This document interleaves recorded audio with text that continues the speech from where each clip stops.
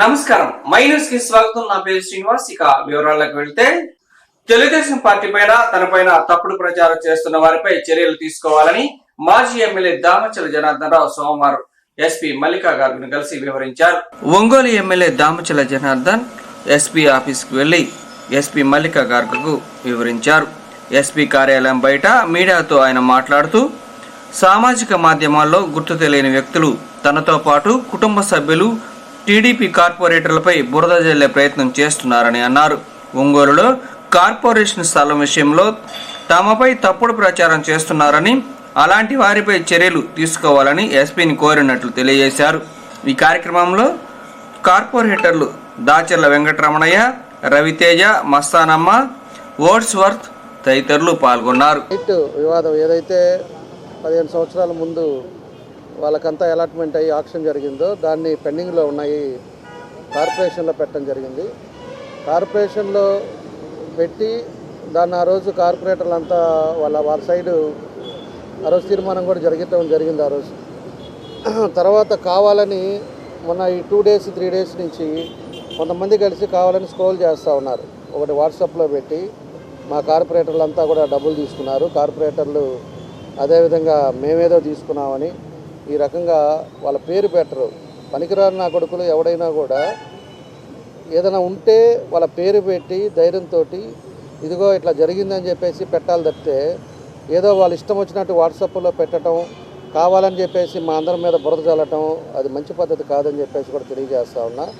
ఆ ఎదవకి మీ ద్వారా ఒకటే చెప్తా ఉన్నా, నీకేదన్నా రుజువు ఉన్నా, నీకేదన్నా ఎవడన్నా నీకు చెప్పినా, నీ కాడ ఏమన్నా ఎవిడెన్స్ ఉన్నా కూడా నువ్వు తీసుకొని వచ్చి నువ్వు తీసుకురా, ఎక్కడికైనా రమ్మన్నా మేము అందరం వస్తాం.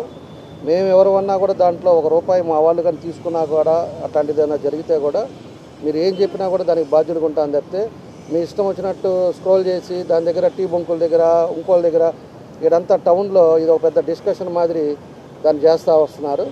ఇవన్నీ మంచి పద్ధతి కాదని చెప్పేసి కూడా వాడు పెట్టినోడికి హెచ్చరిస్తూ ఉన్నాం.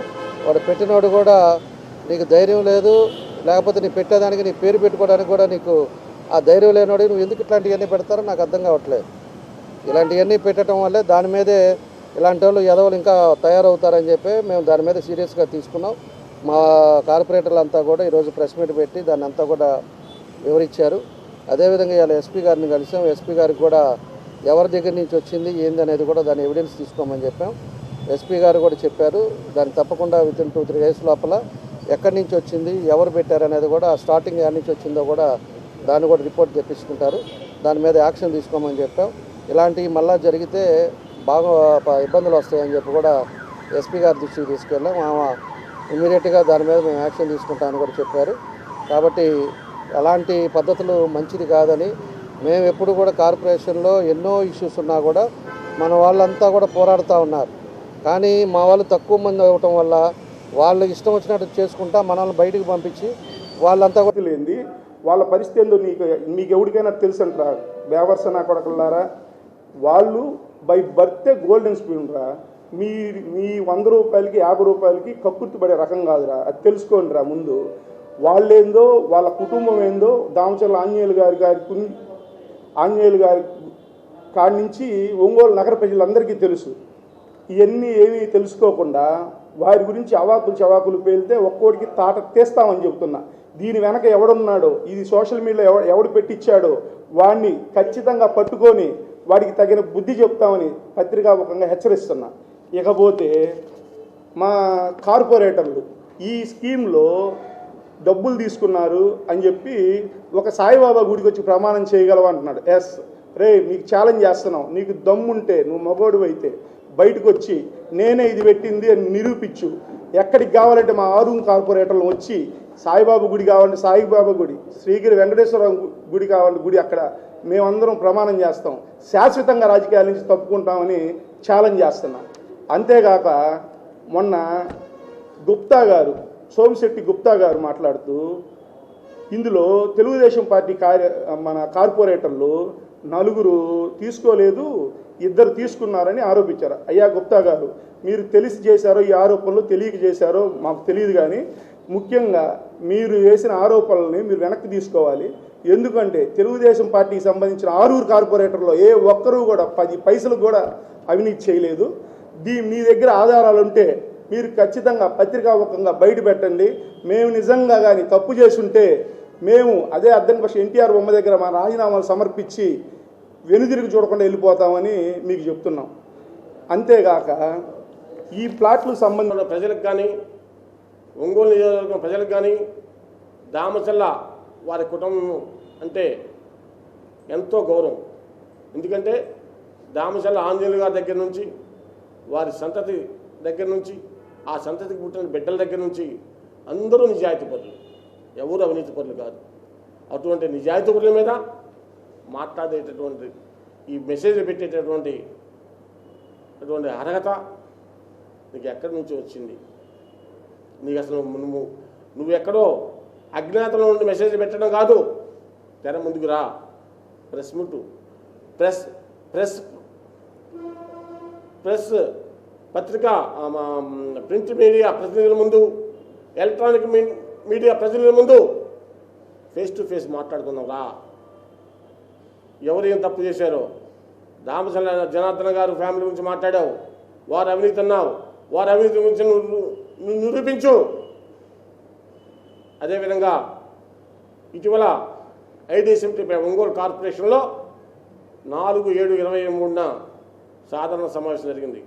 ఆ సమావేశంలో మొదటి అంశం ఐడీఎస్ఎంటీ ప్లాట్కి సంబంధించినటువంటి కమర్షియల్ ప్లాట్. ఆ కమర్షియల్ ప్లాట్కి సంబంధించినటువంటి అంశం, ఆ కమర్షియల్ ప్లాట్ని ఎవరైతే Srikrishna constructions managing partner Vasundhara, late wife of late Rajasekhar, వారికి కేటాయించమని గవర్నమెంట్ మెమో ఇవ్వటం, దాని మీద మొదట్లో ఇప్పుడు మా గౌరవ కార్పొరేటర్ చెప్పినట్టు, అంబూరు శ్రీనివాస్ గారు చెప్పినట్టు 11 గంటల సమావేశం జరగాల్సి ఉంటే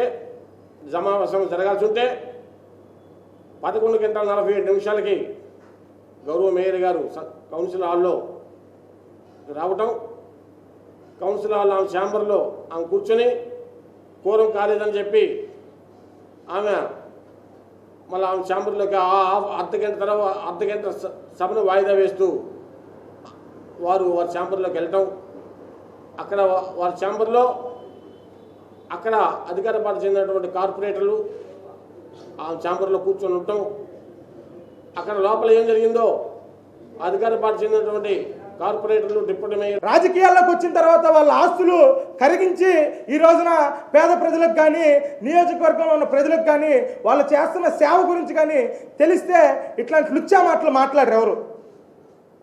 అదేమంటే తెలుగుదేశం పార్టీ కార్పొరేటర్లు తలా ఎంత అందింది కొంచెం తీసుకున్నారు, వాళ్ళు ఒప్పేసుకున్నారు. అదేమంటే మళ్ళీ దామచర్ల జనార్దన్ రావు గారి చుట్టాలు వీళ్ళు, వాళ్ళకి అందుకని సపోర్ట్. దామచర్ల జనార్దన్ రావు గారి చుట్టాలైతే 2014 నుంచి 2019 దాకా ఆయన శాసనసభ్యులుగా ఉన్నప్పుడు ఆయన ఏదో డబ్బులు తీసుకున్నారు అన్నారు కదా, ఆయన డబ్బులు తీసుకొని ఆ రోజే చేసుకోవచ్చు, ఈరోజు చేయటం కాదు. ఆయన 5 సంవత్సరాలు ఎమ్మెల్యేగా ఉన్నప్పుడు ఆయన హయాంలో ఈ ఐడీఎస్ఎంటీ ప్లాట్లో ఉన్నటువంటి ప్లాట్ను వాళ్ళ చుట్టాలకు రాసిచ్చి ఏదో డబ్బులు తీసుకోవాలంటే ఆరాలు తీసుకున్నారు. ఇప్పుడు జరిగింది కాదు కదా ఇది, 2007లో ఎప్పుడో వేలంపాట పాడుకున్నారు వాళ్ళు ఎక్స్టెంట్ తగ్గిందని చెప్పేసి మున్సిపాలిటీకి అర్జీలు కూడా పెట్టున్నారు. వాళ్ళు పాడుకున్న ఎక్స్టెంట్ ఎంత, ఆ భూమి మీద ఉన్న ఎక్స్టెంట్ ఎంత, దాని గురించి అర్జీలు పెట్టుకున్నారు. అది కోర్టు కేసుల్లో ఉండి తేలక ఇన్ని రోజులు ఆగింది. దానికి అది కాకుండా ఇటువంటి లుచ్చానా కొడుకులు రాజకీయ వ్యభిచారం చేసే వాళ్ళే ఇట్లా పెడతా ఉంటారు. ఇకపోతే కొంతమంది వైసీపీ కార్పొరేటర్లు కూడా మేమేదో డబ్బులు తీసుకున్నామని, నేను షిరిడి వెళ్తే నువ్వు డబ్బులు తీసుకొని షిరిడి వెళ్ళామని చెప్పి 2-3 కార్పొరేటర్లు కూడా అన్నారు. 11 గంటలకి సమావేశం అయితే, కౌన్సిల్ సమావేశం అయితే మేయర్ గారు 11:45కి ఎందుకు వచ్చారు వాళ్ళని అడుగుతున్నా. 11:45కి ఎందుకు వచ్చారు? 11:45కి వచ్చిన తర్వాత 11ంటికి కౌన్సిల్ సమావేశం అయితే వైసీపీ కార్పొరేటర్లు 11:45 దాకా ఎందుకు రాలేదు? మేము ఆరుగురు ఉన్నాం, టీడీపీ కార్పొరేటర్ సంఖ్యాబలం మాది. 6గురిలో నేను ఆ రోజున అందుబాటులో లేను, ఊరు వెళ్ళాను. 5గురు అటెండ్ అయ్యారు కరెక్ట్ టయానికి. మిగిలిన వైసీపీ కార్పొరేటర్లు ఎందుకు అటెండ్ అవ్వలేదు? నెక్స్ట్ 11:45కి కోరం లేదని చెప్పేసి మేయర్ గారు సమావేశాన్ని వాయిదా వేసి ఇప్పుడు ఈ సోషల్ మీడియాలో వచ్చినటువంటి విషయాలను బట్టి చూస్తున్నట్లయితే చాలా ఘోరంగా ఉన్నాయి.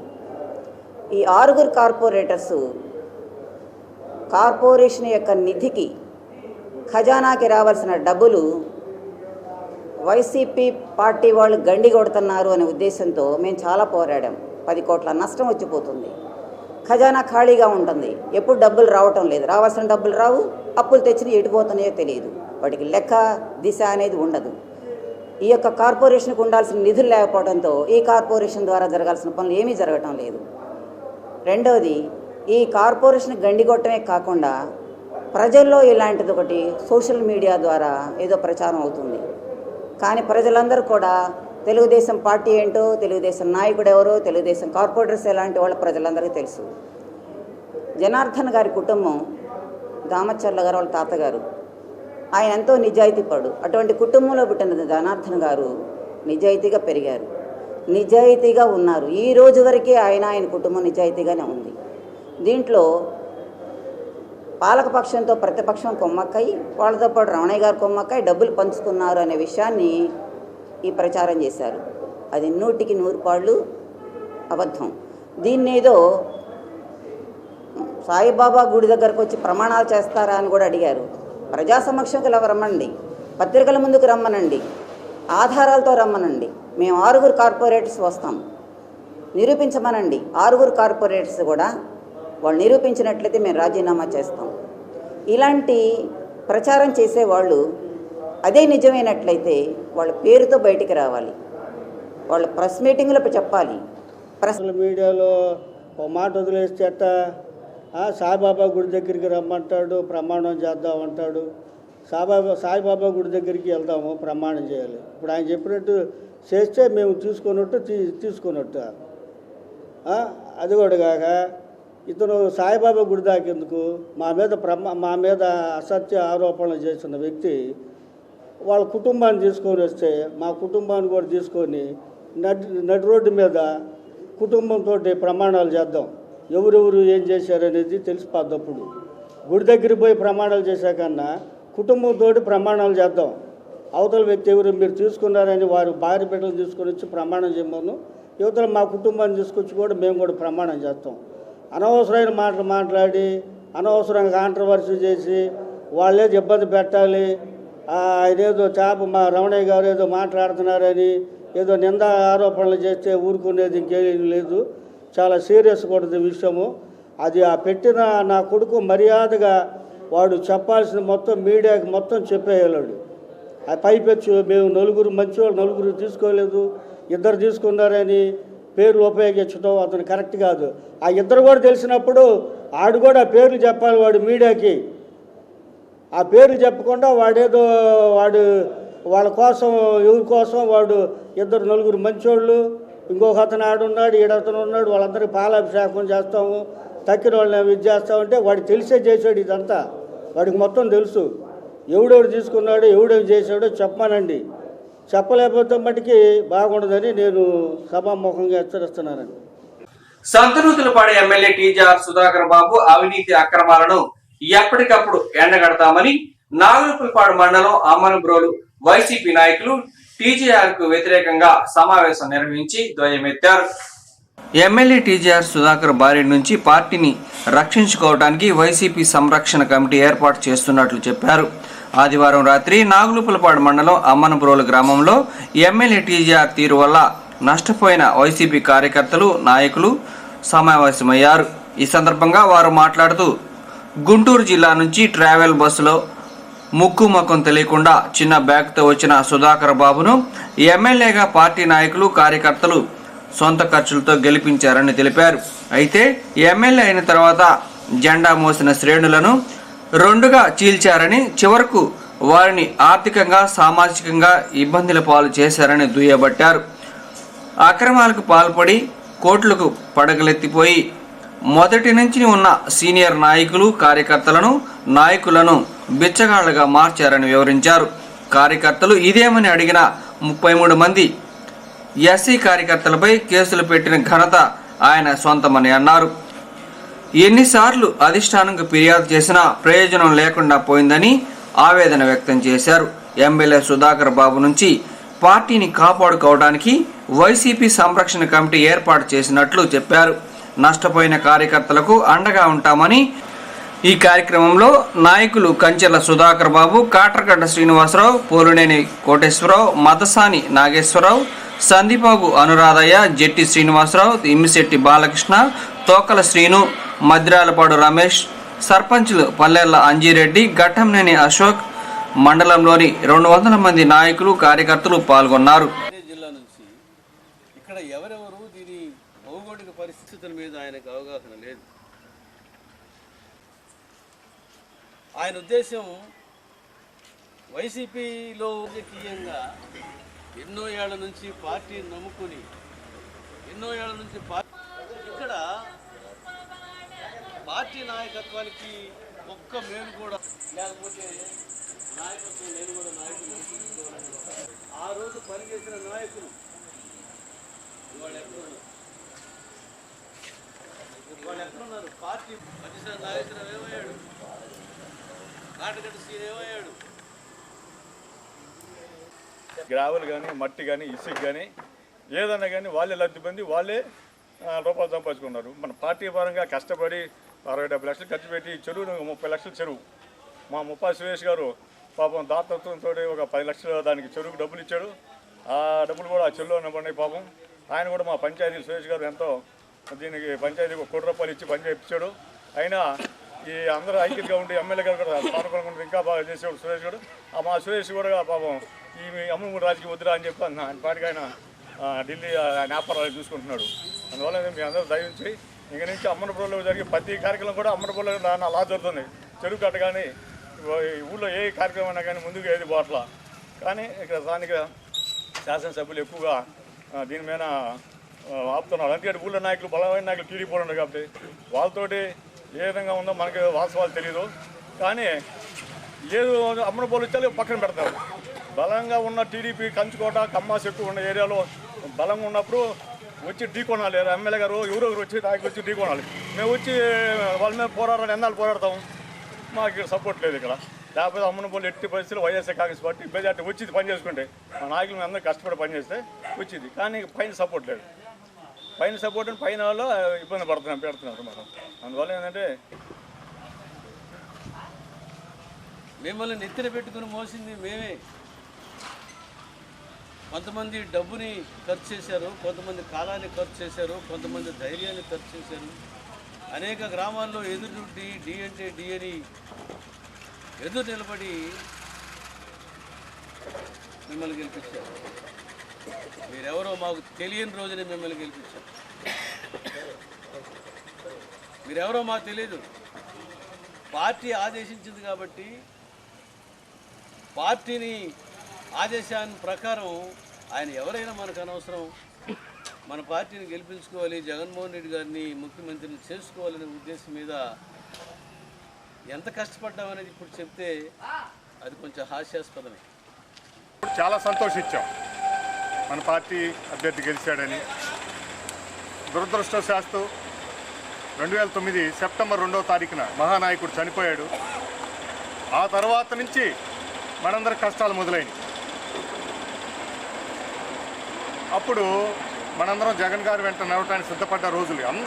మనందరం అదే పనిలో ఉన్నాం. శాసనసభ్యుడు విజయ్ కుమార్ పిలిపించాడు మమ్మల్ని. పిలిపించి మీరు జగన్ గారి ఫ్లెక్సీలు కట్టినా ఇవి అయితే నా ఆఫీస్కి రావద్దు అని చెప్పాడు. ఆ రోజు రైట్ సార్ నమస్కారం పెట్టాం, వచ్చేసాం. అంటే 4 సంవత్సరాలు అధికారంలో ఉన్నా కూడా ఆ రోజున మన విజయ్ కుమార్ అమ్మటి నడవల. జగన్ గారితోటే నడిచాం. ఆయన జైలు పాలైనా ఆయన ఎన్నికిడితే నడిచాం.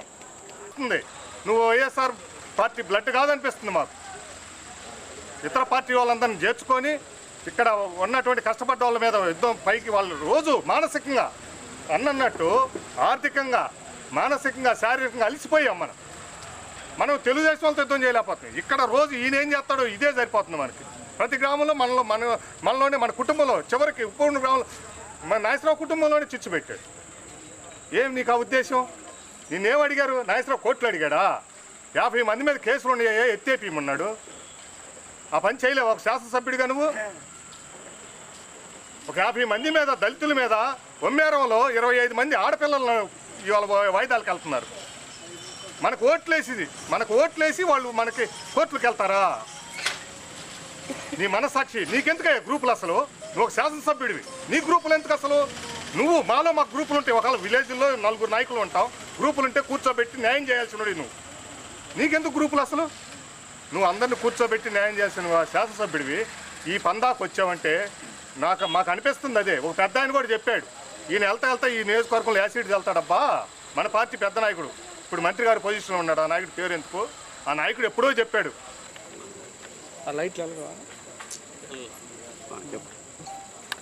నా పేరు ఏదర్ సుబ్బారావు, అమ్మనగురు. మన యొక్క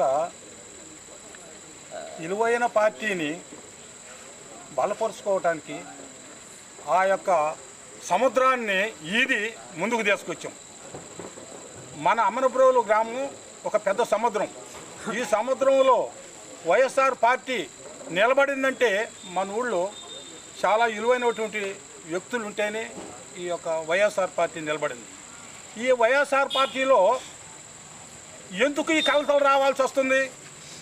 ఈ కలతల వలన ఈ వైఎస్ఆర్ పార్టీని చిన్నాభిన్న చేయాలనే ఉద్దేశంతో ఈ యొక్క ఎమ్మెల్యే గారు అందరినీ కూర్చోబెట్టి మన యొక్క వైఎస్ఆర్ పార్టీని ఎంతో గొప్పగా బలపరచాల్సినటువంటి అవకాశాన్ని లేకుండా నాగులపల్లిపాటి కానించి దాదాపు సంవత్సరం కానించి ఎన్నో ఊళ్ళుని అన్ని ఊళ్ళల్లో కూడా రకరకాల ఆలోచనలతో వాళ్ళ వైపున ఉన్నాడు, ఏళ్ళ వైపున ఉన్నాడు, మన పార్టీకి బలం లేకుండా చేస్తున్నాడనే ఒక ఉద్దేశం చాలా మందిలో అవపడుతుంది. ఎమ్మెల్యేగా ఈ సుధాకర్ బాబు గారు, ఈ సుధాకర్ బాబు గారు దేనికి ఆ విధంగా ఆలోచించాలా? ఇంతమందిని సమకూర్చి తన మాట మీద ఎందుకు నిలుపుకోలేకపోతున్నాడు? అందరినీ కూర్చోబెట్టి ఒక తాటి మీద ఈ పార్టీని బలపరచాలనే ఉద్దేశం ఎందుకు రాకపోతుంది ఆయనకి? ఎందుకు రాకుండా ఉంది ఆయన మనసులో?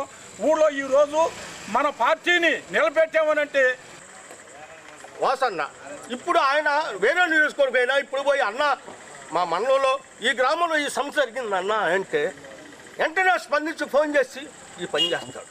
ఈయన ఎందుకు చేయడం లేదు? వాళ్ళెవరు? ఎవరన్నా ఆయన గెలిపించిన వాళ్ళు ఆయన పక్కన ఉన్నారా? మండలాధ్యక్షుడిగా ఈయన ఒక ఆయన తప్పు చేశాడు, ఆయన వద్దని మేము పోరాటం చేసి మా మీద కేసులు పెట్టాడు. అంతమంది ఎవరు తెలుసా లేదో మేము పార్టీ కోసం పార్టీ పనిచేస్తే నాగులపల్లి ఫ్లెక్సీలు కడితే మమ్మల్ని ఫ్లెక్సీలు తెచ్చి మా మీద కేసులు పెట్టి గందరగోళం చేశారు. అప్పుడు ఆ పార్టీ అధ్యక్షుడు, గతంలో ఉన్న పార్టీ అధ్యక్షుడు మా మీద గొడవ చేస్తే ఈయన మాకు ఎస్సీలకు పనిచేయటం లేదు, ఎస్సీలను గౌరవించడం లేదు, ఇలాంటిది మాకొద్దని ఆయన కావాలని ఈయన్ని పెట్టుకున్నాం. పార్టీ ఆయన పనిచేసి ఇచ్చాడు. అయ్యా పార్టీకి ఎన్నోముకైనా దళితులు ఎక్కువ మెజార్టీ ఓటింగ్ దళితులది, అలాంటి దళితులకు మనం అండగా నిలబడాలా? మరి వీళ్ళు తక్కిన 1-2 ఓట్లు అయినా మనకు అవసరం లేదు. అలాంటి దళితులకు మనకు అండగా ఉండాలి అని అందరూ అయితే ఆయన పక్కన పెట్టేశాడు. నన్ను ఎస్సీసీఎల్ అధ్యక్షుడిగా ఏనాడు ఒంగోలు బజార్ ఎల్ఐసి సబ్ పోస్ట్ మాస్టర్ గా విధులు నిర్వహించిన ఎంఆర్ సాయి కుమార్ రిటైర్మెంట్ ఉద్యోగ విరమణ కార్యక్రమం Ongole head post office HO నందు ఘనంగా నిర్వహించారు. ఈ కార్యక్రమాన్ని post master P Rajeswari, club secretary P Shankar Nayak ఆధ్వర్యంలో ఘనంగా నిర్వహించారు. ఈ కార్యక్రమానికి ముఖ్య అతిథులుగా ASP Madhusudan, L Vishnu, IP Addanki, retired post master P Venkateswarlu, Rajasekhar ముఖ్య అతిథులుగా హాజరై మాట్లాడారు. ఈ సందర్భంగా ఒంగోలు హెచ్ఓ మరియు టిఎస్ఓ రిక్రియేషన్ క్లబ్ వారు ఎంఆర్ సాయి కుమార్, ఉదయలక్ష్మి దంపతులను శాలువ పూలమాలలతో ఘనంగా సన్మానించారు. ఈ సందర్భంగా పోస్ట్ మాస్టర్ పి రాజేశ్వరి మాట్లాడుతూ ఎంఆర్ సాయి కుమార్, ఉదయలక్ష్మి దంపతులు ఆయురారోగ్యాలతో ఆనందమైన జీవితాన్ని గడపాలని కోరారు. ఈ కార్యక్రమంలో ఒంగోలు హెడ్ పోస్ట్ ఆఫీస్ సిబ్బంది, ఒంగోలు లోకల్ తదితర కార్యాలయాల్లో పనిచేస్తున్న సిబ్బంది అధిక సంఖ్యలో పాల్గొని ఎంఆర్ సాయి కుమార్, ఉదయలక్ష్మి దంపతులను ఘనంగా సన్మానించి వారి ఆతిథ్యాన్ని స్వీకరించారు.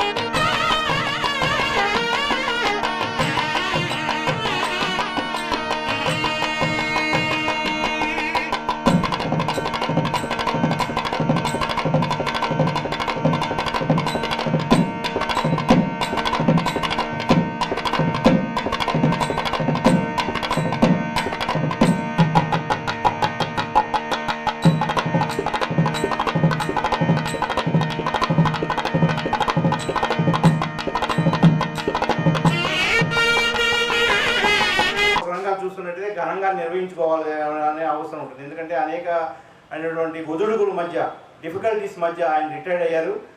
సేఫ్గా రిటైర్డ్ అయినందుకు మనం భగవంతుడిని ధన్యవాదాలు తెలియజేసుకోవాలి. ఎందుకంటే 8 సంవత్సరాల క్రితం రిటైర్డ్ అయిన వైవి సుబ్బారెడ్డి ఆ రోజు 1.5 లక్ష కట్టమన్నారు.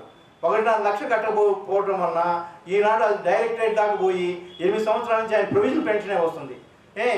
ఒక సామాన్యమైన మధ్యతరగతి కుటుంబం నుంచి వచ్చిన వాళ్ళు ఇన్ని సంవత్సరాలు వాళ్ళ కుటుంబాన్ని సాగించాలంటే రిటైర్మెంట్ అప్పుడు అనేక కమిట్మెంట్స్ ఉంటాయి. మనకు ఎవరికి ఇవ్వాల్సిన వాళ్ళు, లేకపోతే ఇల్లు కట్టుకోవాలి, పెళ్లి చేసుకోవాలి, పిల్లలకు అనేక కమిట్మెంట్స్ ఉంటాయి. ఆ డబ్బులన్నీ పేపర్తో కొన్ని చేస్తూ ఉంటారు.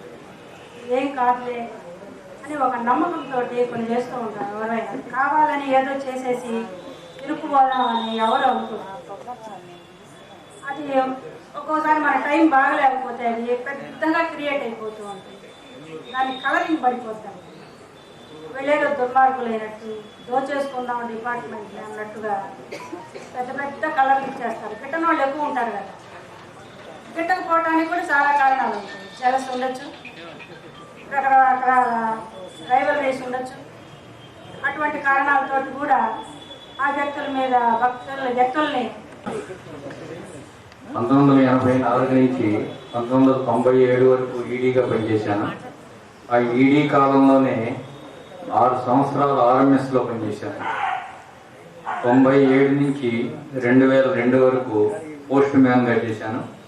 2002 నుంచి 2023 వరకు పిఏగా పనిచేశాను. దాంట్లోనే పోస్ట్ మాస్టర్ తదితర ఈ వృత్తిపరంగా సాధించుకుంటూ వచ్చాను. భగవంతుడి దయ వల్ల.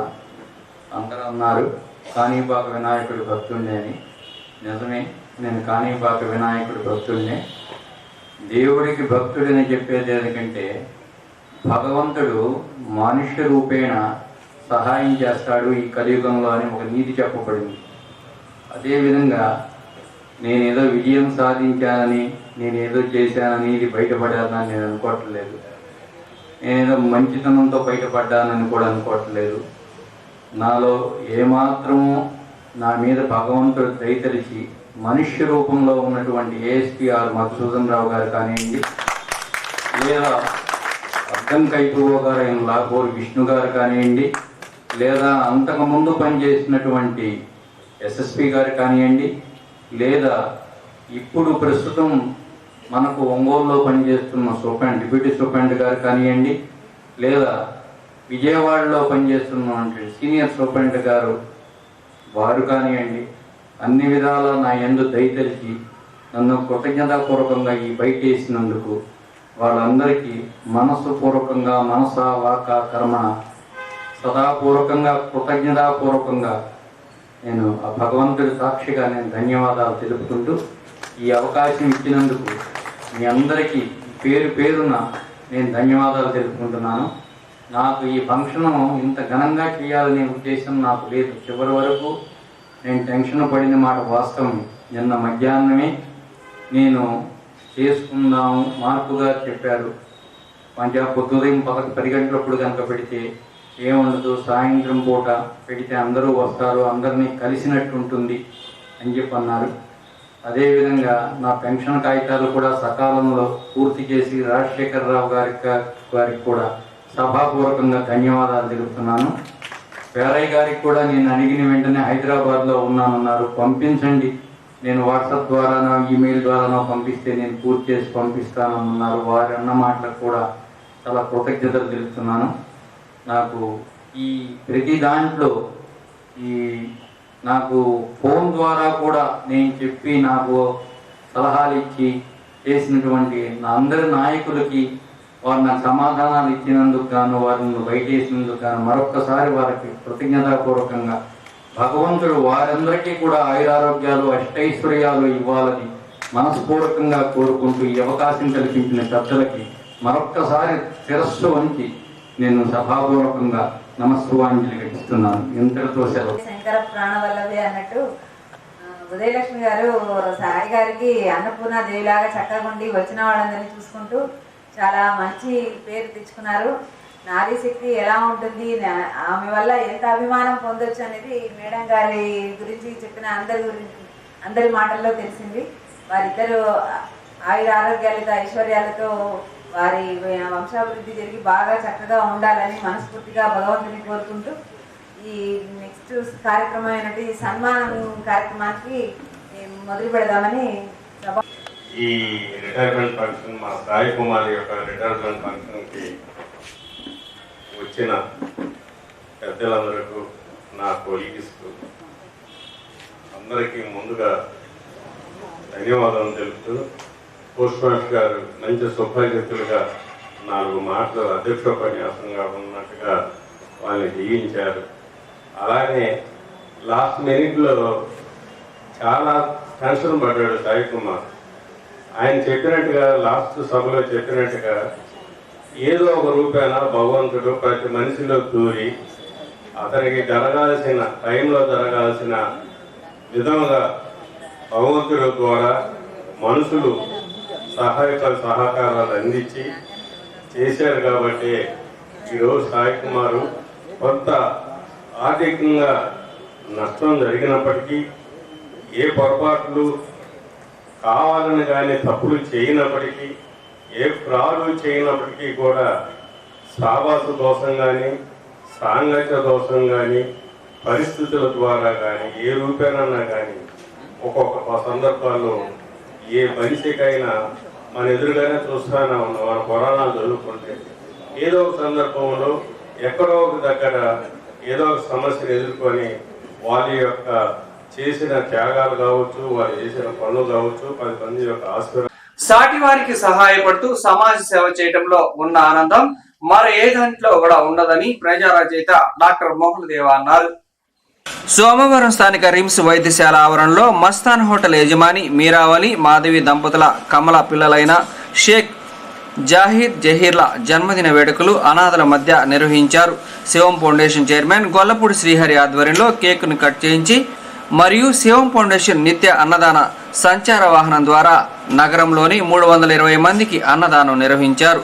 ఈ సందర్భంగా నూర్ భాషా సంఘం రాష్ట్ర ఉపాధ్యక్షులు షేక్ మొహద్దీన్ మాట్లాడుతూ ప్రతి ఏటా ఈ చిన్నారుల జన్మదిన వేడుకలు ఇలా సేవాభావంతో నిర్వహిస్తున్నామని మీరావలి అభినందనీయమని అన్నారు. విశిష్ట అతిథిగా హాజరైన ఒంగోలు నగరాభివృద్ధి కమిటీ అధ్యక్షులు మారెల సుబ్బారావు మాట్లాడుతూ ప్రతి ఒక్కరూ పుట్టినరోజు పెళ్లి రోజులకు ఆడంబరాలకు పోకుండా ఇలా అనాథలు అభాగ్యుల మధ్య వారికి తోచిన సహాయం అందిస్తూ జరుపుకోవాలని పిలుపునిచ్చారు. ఈ కార్యక్రమంలో నూరు భాషా సంఘం రాష్ట్ర ప్రధాన కార్యదర్శి షేక్ మస్తాన్, శివం ఫౌండేషన్ చైర్మన్ గొల్లపూడి శ్రీహరి, రామకృష్ణ, సిబ్బంది తదితరులు పాల్గొన్నారు. షేక్ మీరావలి కుమారులు ఇద్దరు కవల పిల్లలు కాబట్టి వాళ్ళిద్దరు బర్త్డే ఈరోజు గవర్నమెంట్ హాస్పిటల్ అందరికీ కూడా అన్నదానం, పళ్ళు కార్యక్రమాలు, స్వీట్ ఇవన్నీ కూడా చేస్తున్నారు. కాబట్టి ఇలాంటి కార్యక్రమాలు ప్రతి అనాథల పిల్లలకు కూడా ప్రతి సంవత్సరం కూడా ఇలాంటి కార్యక్రమాలు చేస్తున్నాడు. అట్లాగే కాకుండా ఈ ఎండాకాలం కూడా ఈ సలేంద్రలో కూడా పొదులు కానీ ఒంగోలు కానీ అన్ని చోట్ల కూడా ఇవన్నీ కూడా బీసీ ఆరామ క్షేత్రాల్లో కూడా ఇవన్నీ కూడా కార్యక్రమాలు చేస్తున్నారు. కాబట్టి ఈ మీరావలి వాళ్ళ మిస్సెస్ మాధవి వీళ్ళందరూ కూడా ఇలాంటి కార్యక్రమాలు బాగా చేస్తున్నారు. కాబట్టి ఆ పిల్లలకి అందరి ఆశీస్సులు ఉండాలని, వాళ్ళు ఇంకా కూడా ఇలాంటి కార్యక్రమాలు ఎన్నో మంచి కార్యక్రమాలు చేయాలని చెప్పి అల్లాని ప్రార్థిస్తూ వాళ్ళకి ఆ ఫౌండేషన్ శివ ఫౌండేషన్ వాళ్ళకి కూడా కృతజ్ఞతలు తెలియపరుస్తున్నాం.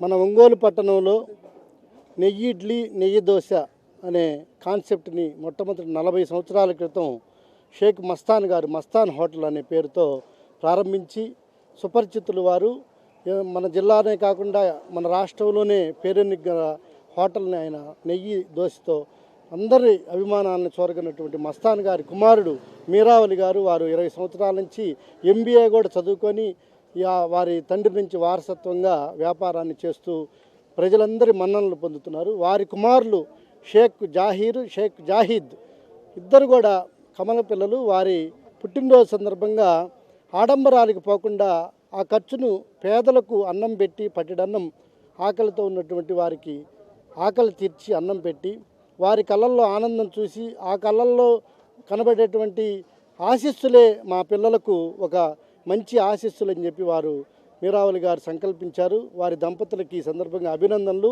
శివం ఫౌండేషన్ వారు సంవత్సరం పైగా నుంచి ఇక్కడ వాన వచ్చినా, వరద వచ్చినా, తుఫాన్లు వచ్చినా ఏ రోజు కూడా ఆగకుండా నిరాటంకంగా 365 రోజులు అంటే దాదాపు 400 రోజుల నుంచి పెడుతూనే ఉన్నారు. నగరంలో ఒక 300 మందికి పైగా అనాథలకు, యాచకులు, నిరాశ్రయులకు అన్నం పెడుతున్నటువంటి వారికి అభినందనలు. అందరికి కూడా ఒక సూచించేది సలహా ఏమిటంటే పుట్టినరోజులు, పెళ్లి రోజుల నాడు ఆడంబరాలకు పోకుండా ఈ విధంగా సేవా కార్యక్రమాల ద్వారా ఈ వేడుకలను జరుపుకోవాలని విజ్ఞప్తి చేస్తూ ఉన్నాం. ఈరోజు ముబ్బాయిలు జాహీర్ల పుట్టినరోజు సందర్భంగా శివం ఫౌండేషన్ వారి తరఫున అన్నదానం చేయటం జరుగుతుంది. ప్రతి సంవత్సరం ఇలాగనే చేస్తూ ఉంటాను. బొమ్మరీళ్ళు కానీ ఈ అనాథాశ్రమాలకి ఏదో ఒక కార్యక్రమం చేస్తూ ఉంటాను. మాకు ఆప్తులు హోటల్ మస్తాన్ గారి కుమారుడు మీరావళి సేవా దృక్పథం గల మనిషి. వారి కుటుంబంలో ఏ ముఖ్యమైన కార్యక్రమాలు వచ్చినా కూడా ఆర్భాటాలు పోకుండా పేదలకి, అనాథలకి తన వంతు సేవా కార్యక్రమాలు చేస్తూ ఉంటాడు. దానిలో భాగంగా ఇవాళ శివం ఫౌండేషన్ ఆధ్వర్యంలో ఒంగోలు నగరంలో 300 మందికి పైగా అనాథలకు, యాచకులకు వారి కుమారులు పుట్టినరోజు సందర్భంగా అన్నదాన కార్యక్రమాలు ఏర్పాటు చేసి మానవత్వం చాటారు. మనస్ఫూర్తిగా మీరావళికి అభినందనలు తెలియజేస్తా ఉన్నాను. వాళ్ళ పిల్లలకి పుట్టినరోజు శుభాకాంక్షలు. దేశంలో జాతీయ విద్యా విధానం 2020ను ప్రవేశపెట్టి 3 సంవత్సరాలైన సందర్భంగా స్థానిక కాపు కళ్యాణ మండపంలో సోమవారం సుపరిపాలన వేదిక ఆధ్వర్యంలో చర్చా వేదిక నిర్వహించారు. ఈ కార్యక్రమాన్ని సుపరిపాలన అధ్యక్ష కార్యదర్శులు మాకులూరు నాగేశ్వరరావు, చిట్టె వెంకటేశ్వర్ల ఆధ్వర్యంలో జాతీయ విద్యా విధానంపై చర్చా వేదిక నిర్వహించారు. ఈ కార్యక్రమానికి ముఖ్య అతిథులుగా ఆంధ్రకేసరి విశ్వవిద్యాలయం ఉపకులపతి ప్రొఫెసర్ మారెడ్డి అంజిరెడ్డి, జిల్లా పరిషత్ విద్యాశాఖ అధికారి సామా సుబ్బారావు హాజరై మాట్లాడారు. వీరితో పాటు పలువురు విద్యావేత్తలు, వివిధ ఉపాధ్యాయులు, అధ్యాపక, విద్యార్థి, అభ్యుదయ సంఘాల ప్రతినిధులు పాల్గొని మాట్లాడారు.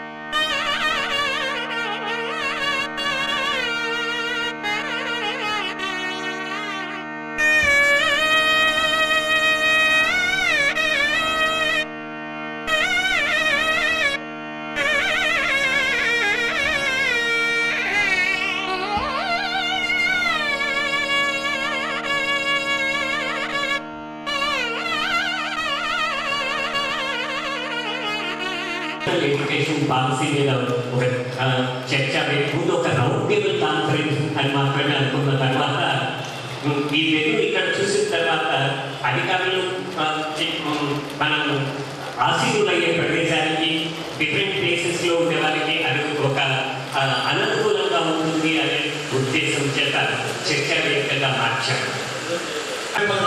కమిషన్ తర్వాత విప్లవాత్మకమైనటువంటి కమిషన్ కొటారి కమిషన్ యొక్క అధ్యయన విధానం పైన భారతదేశంలో ప్రపంచంలో నిర్మాణం రచించింది. తర్వాత ఈ మధ్యకాలంలో 64లో కొటారి కమిషన్ బాగా చర్చ జరిగింది. అన్ని రాష్ట్రాల్లో కూడా, అన్ని విశ్వవిద్యాలయాల్లో ఆ కుటార కమిషన్ మనం ప్రభుత్వాలు ఆ కుటార కమిషన్ డిఫెక్ట్ కమిషన్ అని ఒప్పుకున్నారు. 10+2 విధానం బాగా సక్సెస్ అయింది. దాని ఆధారంగానే AP district schools, AP district junior college ప్రమాణ సంస్థ అయ్యింది. తర్వాత ఏపీ మోడల్ స్కూల్స్. కాబట్టి స్కూల్ పాఠశాల ఇచ్చే విధానం మాత్రము మనకి మూడు మోడల్ మాత్రం ప్రధాన కమిషనే. 10+2 స్కూల్ కాంప్లెక్స్ కూడా నూతన విద్యా విధానం కూడా స్కూల్ కాంప్లెక్స్ చెప్పారు, కొత్తదేం కాదు. కాబట్టి ప్రధాన కమిషన్లో ఏ సిఫార్సులు చేశారో అన్ని సిఫార్సులు కూడా నూతన విద్యా విధానం ఉన్నాయి. మాట్లాడారంటే సంఖ్య మారిపోయిందంటే 10 years school education +2 +3 degree +2 university. గతంలో ప్రధాన కమిషన్ చెప్పింది. తర్వాత లెర్నింగ్ బై డూయింగ్. మన పాఠశాలలో అనుకుంటున్నాం +2లో ల్యాబొరేటరీస్ ఉన్నాయి. కానీ ఈ మధ్యకాలం 1990s చైనా స్కూల్ వచ్చింది. చైనా స్కూల్స్ అంటే చైతన్య నారాయణ వచ్చిన తర్వాత మన రాష్ట్రంలో విద్య భయంకరంగా వ్యాపారం అయిపోయింది. అది బాధాకరం. ల్యాబొరేటరీ పనిచేస్తుందా వాళ్ళు చూసి ఆ ప్రభుత్వ పాఠశాల మా లెక్చర్స్ కూడా నేను ప్రాక్టికల్ చేయడం మానేశాను. ఎందుకు? మేనేజ్మెంట్ ప్రాక్టికల్ మేనేజ్ చేసుకోవడమే బాధాకరం. తర్వాత గవర్నమెంట్ ల్యాబొరేటరీ కూడా ఆఫ్టర్ 90s ఈ చైనా స్కూల్స్ వచ్చిన తర్వాత ల్యాబొరేటరీ పనిచేస్తున్నా. ఇప్పుడు విధానంలో lab to land to moon శాస్త్ర విద్యా విధానం. చూడండి, ఈ నూతన విద్యా విధానంలో సైంటిఫిక్ థింకింగ్ సక్సెస్ చేయాలి. అది రిక్వెస్ట్ గవర్నమెంట్ ఆఫ్ ఇండియా. శాస్త్రం లేకపోతే అభివృద్ధి. మతమౌలిక విద్యా విధానం మహాప్రమాణకరం. ఇలా వ్యతిరేకపడలేదు. మీరు ఎవరు ఏమిసుకోవచ్చు. Scientific thinking, scientific attitude, scientific temperament పాఠశాల విద్య దగ్గర నుంచి 6వ క్లాస్ నుంచి ల్యాబొరేటరీ పెట్టు. ఏదే హై స్కూల్ దగ్గర నుంచి హై స్కూల్ ల్యాబొరేటరీ లేకుండా సైన్స్ విద్యార్థులు ఏమైనా చూస్తారు కదా. కాబట్టి ఒకసారి అనలైజ్ చేయండి. ప్రపంచంలో సైంటిఫిక్ దేశం జర్మనీ ఎందుకు వచ్చింది? అక్కడ ప్రైమరీ ఎడ్యుకేషన్ నుంచి సైంటిఫిక్ యాటిట్యూడ్, సైంటిఫిక్ థింకింగ్ పాఠశాలలో ల్యాబొరేటరీ ఉంటుంది. కాబట్టి రికమెండ్ విధానం కూడా రికమెండ్ చేద్దాం. సైంటిఫిక్ థింకింగ్ అవసరము. పాఠశాల చాలా classes China, Russia, Germany, USA చెప్పుకుంటాము. అక్కడ ప్రైమరీ స్కూల్స్ నుంచి కూడా లెర్నింగ్ బై డూయింగ్ ప్రాక్టికల్స్ ఉంటాయి. ల్యాబొరేటరీ ఉంటుంది. 6వ క్లాస్ విద్యార్థి ఇక్కడ ఇంటర్మీడియట్ విద్యార్థిగా చదివేది. Compound microscope, electron microscope inter చేసుకున్న తర్వాత lab to land to moon అంటే ప్రయోగం చేస్తూ కోరుతూ అవకాశం ముగిస్తున్నాం. దాన్ని 21 నుంచి ఇంప్లిమెంటేషన్కి తీసుకొచ్చారు. మొన్ననే మోడీ గారు 29 3 సంవత్సరాలు పూర్తయిన సందర్భంగా దానికి కొన్ని మార్పులు కూడా చెప్పారు. మాతృభాషలోనే ఎక్కువ విద్యా విధానం ఉండాలి అనేది ఇంకా పాయింట్. సరే, ఇక హైయర్ ఎడ్యుకేషన్ ఇప్పుడే గోపాలరెడ్డి గారు మన ప్రెసిడెంట్ తెలిసి ఇప్పుడు అడ్వైజరు వారు స్కూల్ ఎడ్యుకేషన్లో మార్పుల గురించి చెప్పారు. హైయర్ ఎడ్యుకేషన్కి వస్తే మార్పులంటే అందరూ తెలిసే నాణ్యమైన ఉన్నత విద్య అందరికీ సమానంగా సమ్మిళితంగా అందజేయాలని దీనికి. అయితే new educational policy or old education policy ప్రతి ఒక్కరిలో ఒక గోల్ అయితే ఉండాలి అనేది నా పాయింట్. గోల్ లేకుండా మనం ఏది చేసినా కూడా కరెక్ట్గా రీచ్ కాలేము అనేది ఒక fundamental principal. That's what generally I feel I follow. If you don't have అందుకనే ప్రతి ఇన్స్టిట్యూషన్లో కూడా విజన్ అండ్ మిషన్ అంటారు. నీకు విజన్ ఉండాలి. But how to reach that అనేది you should have a path, you should have a road map. ఒక road map మీరు create చేసుకోవాలి. అయితే ఎందుకు చెప్తున్నానంటే నేను నాకు ఇంజనీరింగ్ చేయాలని పదే ఆనందంగా ఉండేది. This is 1978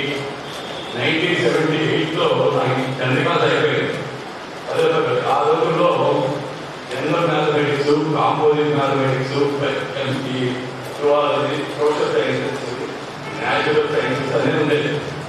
how the education system has been evolve అనే దాన్ని చెప్తున్నాను.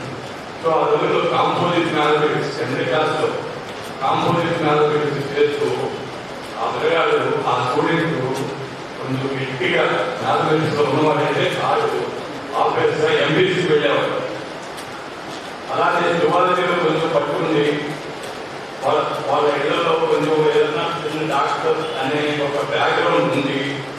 ఉంటే ఆ రోజుల్లో ఆటోమేటిక్గా పిల్లలు బయటికి వెళ్ళేవారు. It is another trend. Perhaps today also same thing is going on.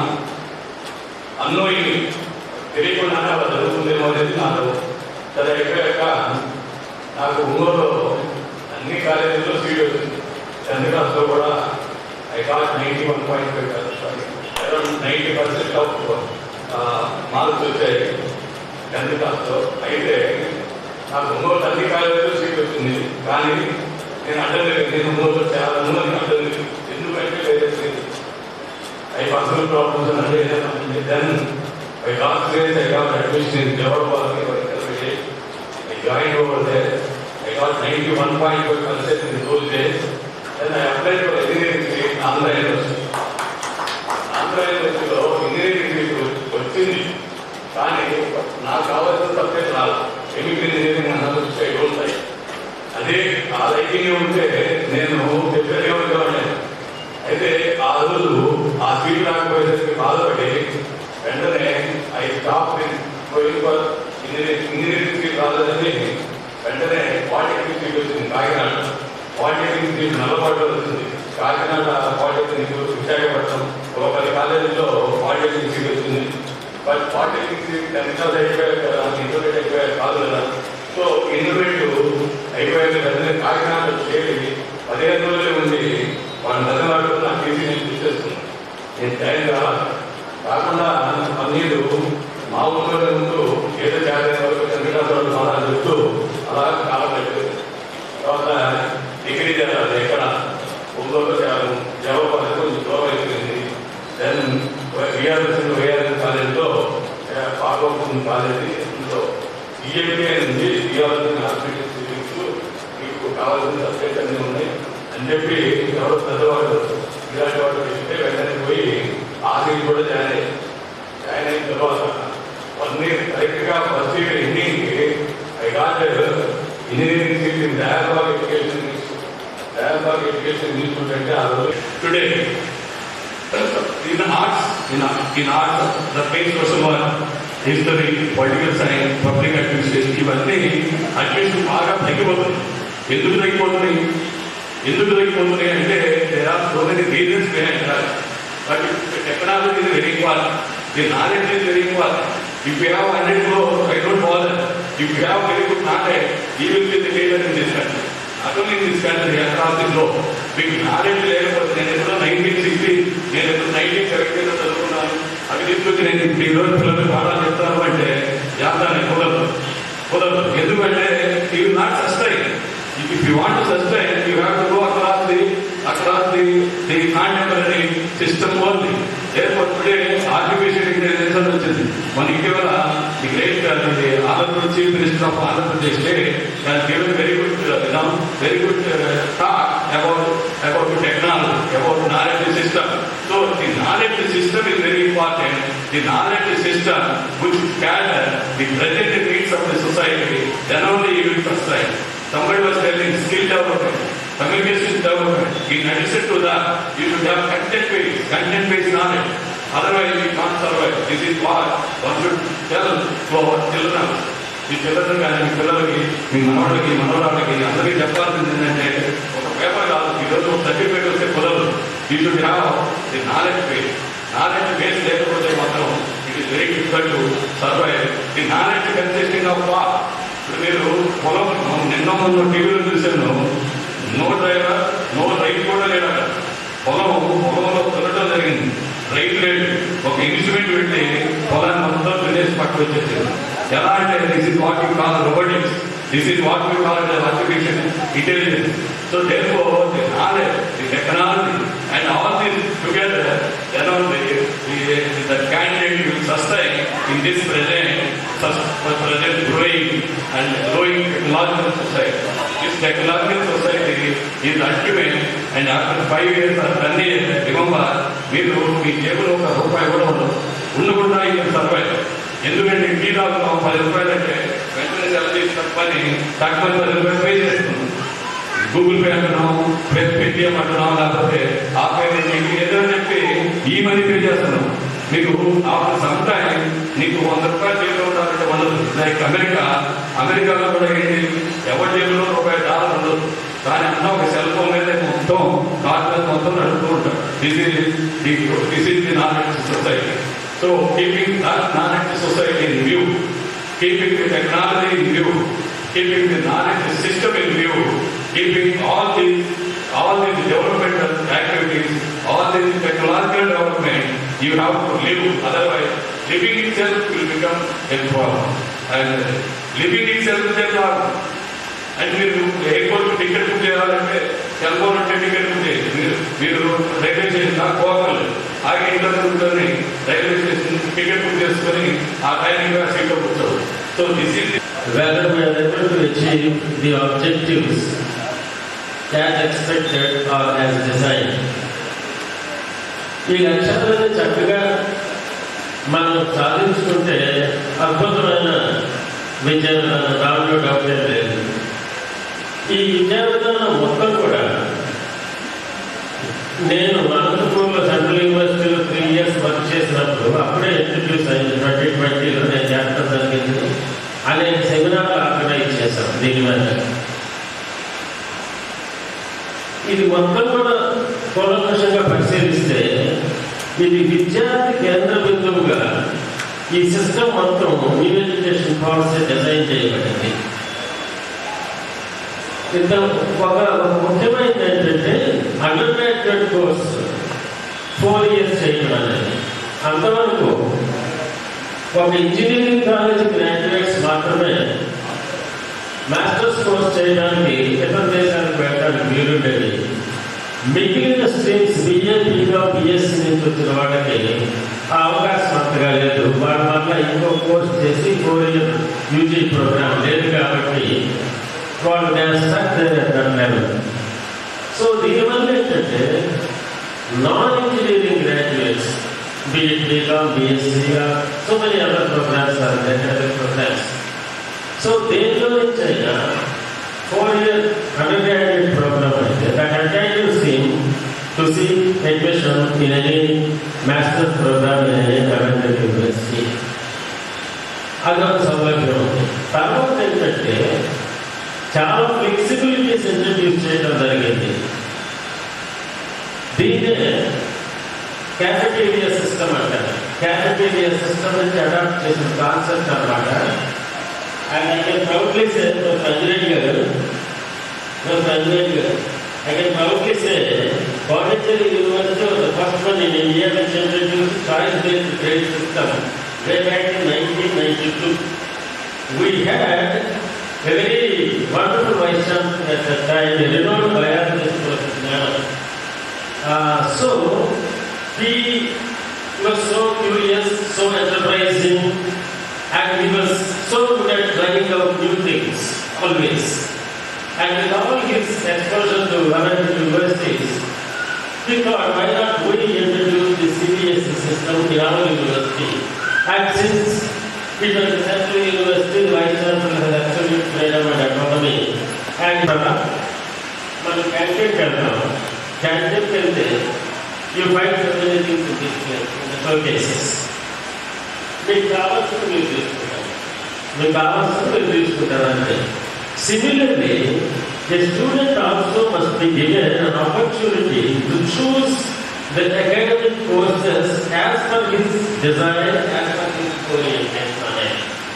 ఒక వాటర్ టైప్ కంపార్ట్మెంట్ మోసలో పెట్టినట్టు కాకుండా ఒక బయాలజీ స్టూడెంట్ తర్వాత 1964-66లో అపెక్స్ కమిషన్ అని చెప్పారు గోపాల్ రెడ్డి గారు.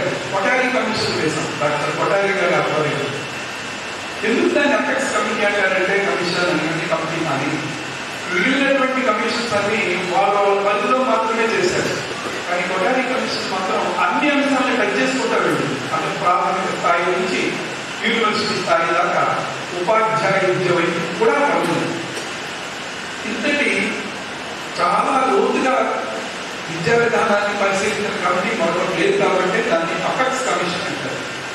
ఆ అపెక్స్ కమిషన్ ఇచ్చినటువంటి రికమెండేషన్స్ మీద వచ్చిందే మొట్టమొదటి నూతన విద్యా విధానం లేక జాతీయ విద్యా విధానం 1968.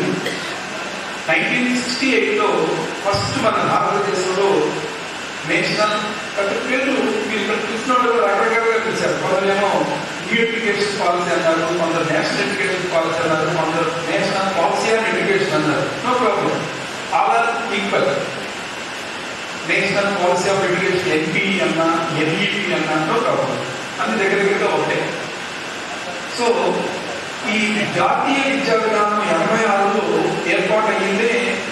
68లో ఏర్పాటైంది. ఇందిరాగాంధీ గవర్నమెంట్లో పటేల్ గారి కమిషన్ యొక్క అవుట్పుట్స్ తీసుకోవాలి.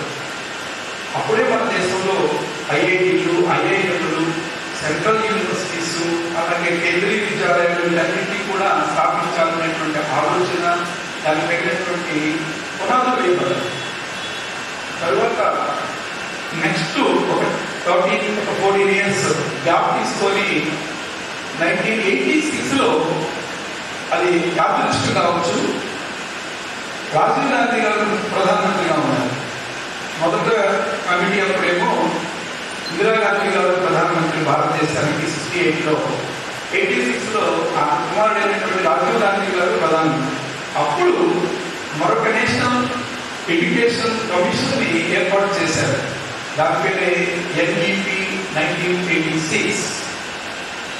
ఇక్కడ రాజీవ్ గాంధీ గారు కొంచెం ఆధునిక భావాలు కలిగిన వ్యక్తి మరియు అప్పుడు ఆయన పెట్టిన పేరు అప్పటి వరకు ఉన్న విద్యా మంత్రిత్వ శాఖని మానవ వనరుల మంత్రిత్వ శాఖగా మార్చాడు. అప్పటిదాకా ఆయన మినిస్టర్ ఆఫ్ ఎడ్యుకేషన్ అనేవాడు. ఇందిరాగాంధీ గారు తరపటి నుంచి, జవహర్లాల్ నెహ్రూ గారు తరపటి నుంచి. దాన్ని ఈయన వచ్చిన తర్వాత ఎంహెచ్ఆర్డీగా చేంజ్ చేశారు. దానికి మొట్టమొదటి ఎడ్యుకేషన్ మినిస్టర్ పివి నరసింహారావు గారు. అంటే మన భారతదేశానికి ఈ నూతన విద్యా విధానం లేదా జాతీయ విద్యా విధానం చేసిన గొప్ప పని ఏంటంటే 3 సంవత్సరాల స్కూలింగ్ పెంచారు. I repeat once again, 3 years schooling పెంచారు. అంటే ఇప్పుడు మన పిల్లలు అదిగో ఆ డబ్బులు కొనుక్కునే ఆ ఎల్కేజీ యూకేజీ కొనక్కల్లా. ఎందుకంటే వాళ్ళకి సిలబస్ ఉండదు, విధానం ఉండదు. వాడు మన వీక్నెస్ క్యాష్ చేసుకొని పిల్లలు తెప్పించుకుంటాడు. అలా కాకుండా 3 years డిగ్రీ పెట్టే డైరెక్ట్ గా మన స్కూల్కి వస్తాడు. గవర్నమెంట్ స్కూల్కి ఇప్పుడున్న సిస్టమ్ 3 years నిండాలి. వచ్చి PP1లో చేస్తాడు. PP1 pre primary 1. తదుపరి సంవత్సరం PP2లోకి వస్తాడు. తదుపరి సంవత్సరం బాలవాటిక అనేటువంటి కోర్సు చదువుతారు. ఈ 3 కూడా ఇప్పటిదాకా లేవు. వీటిని ఇంట్రడ్యూస్ చేస్తే బాగుంటుంది. మీరు అన్నది ఈ 3 ఉపయోగం ఏంటండి? ఇప్పుడు మాట్లాడుతున్నది అదే. బిడ్డ యొక్క మనస్తత్వము తెలివితేటలు పెరిగే వయసులో మనం అప్పటి చదువు చెప్పము, జాగ్రత్తగానండి చదువు చెప్పము. చదువు అంటే మీరు అనుకునే సిలబస్ చెప్పము. మరి ఏం చెప్తామండి? వాడికి చాలా విషయాలు తెలుసు. మీరు ఆశ్చర్యపోతారు. మీ ఇంట్లో అందరికీ మామరాళ్ళు ఉంటారు. అందరికీ కూడా మీ 3 సంవత్సరాల పిల్లడికి నువ్వు కనుక వాడికి వాళ్ళ అమ్మకి పాలు ఇస్తే గ్లాసులో పోసిస్తాడు, ఏడుస్తాడు. అన్నకి ఎక్కువ పాలు ఇచ్చేవాడు. వాడికి ఎక్కడ చేస్తే ఎక్కువ పాలు ఇచ్చిన సంగతి ఏనాటి చెప్పాడు? వాడికి వాడు గ్లాస్ తీసి కలుపుతున్నాడు. ఒక డజన్ అరటికాయలు తీసుకొచ్చి వాళ్ళ అమ్మకి 8 కాయలు ఇచ్చి వీడికి 4 కాయలు ఇచ్చి తెలుస్తాడు. వాడు ఎవరు చెప్పారు భిన్నాలు? ఎవరు చెప్పారు? బాబుబాయి అనేటువంటి ఒక భిన్నాన్ని ఎవరు చెప్పారు? సో ఇవన్నీ కూడా ఆ టీచింగ్ ఫీల్డ్ ఎంచుకున్న వాళ్ళు వేరే బిజినెస్ లేకుండా ఫుల్ ఫ్లెజ్డ్ గా టీచింగ్ కి అంకితమైన రోజు మనం అనుకున్న పాలసీలు అన్నీ కూడా అమలు అవుతాయి. సో మొట్టమొదటిగా ఆ వేలో మనం అంటే ఎన్ఈపి 2020 ఓకే, కానీ దాని ఇంప్లిమెంటేషన్ విధానం గురించి నేను డిస్కస్ చేస్తున్నాను. నెక్స్ట్ ఎడ్యుకేషన్ రిలేటెడ్ 80% కార్పొరేట్ లో ఉంది, 20% మాత్రమే గవర్నమెంట్ రిలేటెడ్ ఉంది. సో ఈ 80% రిలేటెడ్ మానిటరింగ్ మాత్రం ఈ 20% లో ఉన్నటువంటి ఆఫీసర్స్ మానిటరింగ్ చేస్తున్నారు. కాకపోతే మీకు తెలియదు ఏం కాదు, దేశాన్ని శాసించేదే కార్పొరేట్ ఎన్విరాన్మెంట్. సో కాబట్టి ముందు మనం ఇప్పుడు సార్ చెప్పినట్టు న్యాక్ ఇన్స్పెక్షన్స్ కానీ, NBA ఇన్స్పెక్షన్స్ కానీ, అదేవిధంగా అకామస్ రిలేటెడ్ 3000 మినిమం అని చెప్పడం కానీ, ఇవన్నీ కూడా ఏంటంటే మనం చేయడానికి చేస్తున్నామే కానీ క్వాలిటీ లేదు. సో ఆ వేలో అడుగులు ఎప్పుడైతే వేయగలమో ఒక ఆఫీసర్స్గా ఉంటే అలాంటప్పుడు ఇంప్లిమెంట్ అవుతుంది. Next John Samuel. I am working as a computer lecturer in private degree college, Hershey Degree and PG College. So, ఇక్కడ Forum for Good Governance వాళ్ళు మంచి NEP 2020 మీద చర్చ పెట్టడం చాలా సంతోషం. నేనేం చెప్పదలుచుకోలేదు, లేకంటే అందరు పెద్దలు మొత్తం చెప్పేశారు. నేనేం చెప్తానంటే మన ఇండియాలో ఫస్ట్ నుంచి వస్తున్నది ఏంటంటే హై లెవెల్ ప్లానింగ్స్ బాగుంటాయి, కానీ గ్రౌండ్ లెవెల్లో ఆల్మోస్ట్ 80% వర్తది. సో ఎందుకు ఈ పాలసీ చేంజ్ చేయాల్సి వస్తుందంటే మనమే as a lecturers, as a employees అందరూ చూస్తున్నాం. మీరు చదువుకున్న రోజుల్లో మొబైల్ లేదు, తెలియకుండానే మీ అందరూ మొబైల్ అప్డేట్ అయిపోయారు.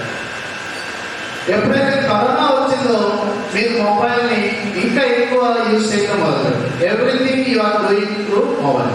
సో అలానే ఈ రోజుల్లో డ్యూ టు గ్లోబలైజేషన్ వల్ల ప్రతి స్టూడెంట్ మల్టీ టాలెంట్ ఉండాలి. ఉన్నప్పుడు ఒక ఫీల్డ్లో కాకపోతే ఇంకో ఫీల్డ్లో తను ఎక్సెల్ అవుతారు. So this is my opinion. Thank you for giving this opportunity. Thank you sir.